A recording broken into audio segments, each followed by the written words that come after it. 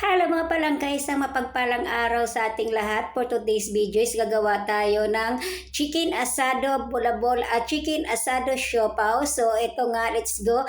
Tuturuan ko kayo or gagawin natin step by step or ipapakita ko sa inyo yung procedure kung paano ko siya ginawa. Yung ating version ng ating version ng siopaw chicken asado. So ayan, pasensya na nga kayo sa aking voice over kasi hanggang ngayon hindi pa tayo maalam sa ating voice over mga palangging. So ayan, let's go. So syempre una ito at mayroon tayong pinakuluang chicken breast dito. Pinakuluan ko na nga yan kanina yung chicken breast natin. At syempre himay-himay natin sa maliliit yung ating chicken breast. Well, by the way mga palangging or mga idol, ito lang naman yung paraan ng aking ito yung way ko. By the way, kanya-kanyang paraan naman tayo. Yung iba kasi dyan is ginigisa na yung manok or hindi na nilalaga. Ginigisa yung manok natin. So at ito na nga is ako una kong ginawa dyan is pinakuluan ko yung ating manok at saka ko gisahin. Inimay-himay ko at saka natin gisahin sibuyas, kamatis of course. Kasi yung iba dyan hindi na nilalaga. So yung iba kasi is yung talagang ini-slice o inhiwa-hiwa nilang maliliit saka nila gigisahin. So well by the way, ito kasi yung paraan ko o yung way ko. So ayan nga ginisa na nga natin. At pagkatapos nilagyan na nga natin ng toyo pagkatapos natin ginisa. So nilagyan ko na nga lang din yan ng pepper. So by the way, hindi ko na siya lalagyan ng asin kasi baka magiging maalat yung ating chicken dyan. Siyempre, naglagay tayo ng asukal. So by the way, mga 3 kutsarang asukal pala yung nilagay ko dyan. So siyempre, dahan-dahan muna natin. At yan na nga, syempre ilalagay na natin itong sabaw ng ating pinakuloang manok kanina. So well, by the way, sabi ko nga kanya-kanyang paraan lang din naman tayo ng paggawa. So ang paraan ko kasi ito yung aking paraan ng aking paggawa. So yung iba kasi direct. So at pagkatapos nga nito, nung kumulo na, isasalak na nga natin. So while by the way, nilagyan ko nga din yan ng star anise kanina, tsaka pamint, at tsaka laurel. So dinanggal na nga lang natin ang dahon at hindi naman natin yan need.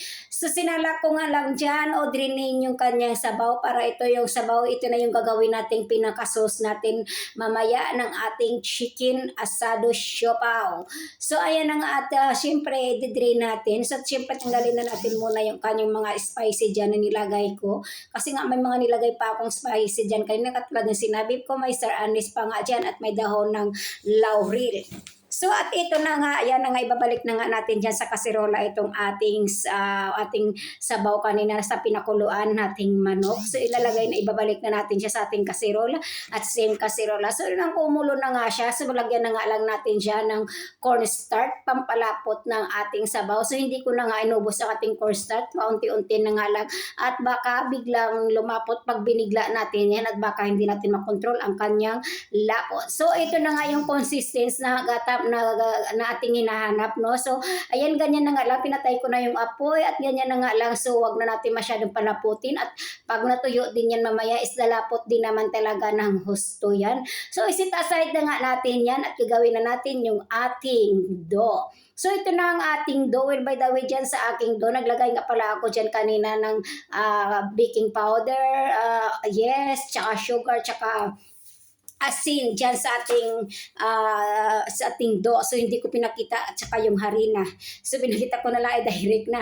So at ito na nga, pagkatapos na natin, pwede niyo i-mix yan ng mano-mano. So ako kasi pinaikot ko siya ng bahagya. So at ito na nga, at lalamasin na nga dyan natin, papakinisin na nga lang natin dyan yung ating dough sa ating harina. So ayan, ang makinis na nga, isa-set aside na nga natin dyan muna. Pagkatapos nito, isa-set aside natin ng mga 1 oras lang din naman siguro.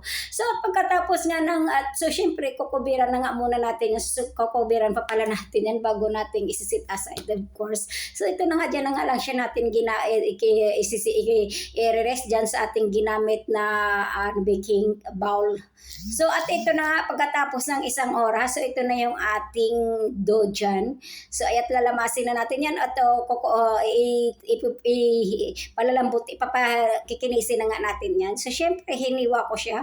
At yung iba dyan, kinikilo pa. Ito sa akin, wala ng kilo-kilo. So, well, by the way, yan, hiwa-hiwain mo siya.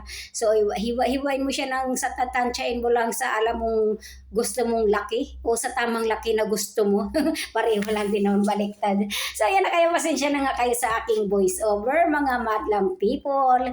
So ayan na nga, so syempre itutuloy lang natin yung kanyang paghiwa, ano, so tutuloy-tuloy lang natin ang kanyang, so by the way, pa nakagawa lang din naman siguro ako dyan, mga 10 bilog o 10 lang din naman kasi nga kami lang din naman ang kasama ko.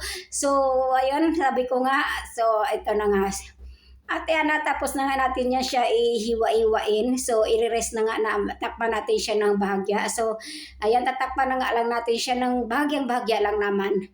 At pagkatapos nga, ito na yung ating dough. So, nakagawa na nga lang tayo ng 10 piraso. So, at pasensya na kayo sa aking mga kalat. Marami pang kalat dyan sa ating mixing table. Ano? So, ayan, makalat pa nga. So, at ayan, gumamit na nga ako dyan ng roller. So, depende sa inyo kung gagamit kayo ng roller dyan o hindi sa pagpalapad ng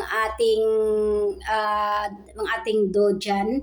So, at ito na nga, lalagay na natin dyan yung ating, ayan pa nga yung ating chicken dyan kanina na ginawa. So, ayan na yung chicken na ginawa natin kanina, or ginisa natin ganina, yung asado chicken natin is ready na yan. So yan mga, by the way, mga 10 piraso lang din naman yung nagawa ko dyan. So depende sa inyo kasi kung gaano kalaki yung inyong gagawin. So mayroon pa nga tayo dyan, nag-ready tayo dyan ng itlog. So dapat mas masarap yan pag itlog maalat. Kasi wala naman tayong itlog maalat, kaya ito na lang, ordinaryong itlog na lang, yung boiled egg na lang yung ating gagamitin dyan, at ilalagay na palaman or toppings gin o fillings gin sa ating gitna ng ating siopaw. So ay pagpasensya na yun ang aking leftover kasi nga busog tayo sa tubig. Busog tayo sa tubig kasi matubig talaga ako. Ito yung nagpapalaki sa akin dito, yung masyado akong matubig sa katawan. So at syempre ganyan-ganyan na natin, lagyan natin yan siya ng design or lagyan natin siya ng sa gilid para maging maganda din naman ang kakalabasan ng ating dough. So ayan, pisil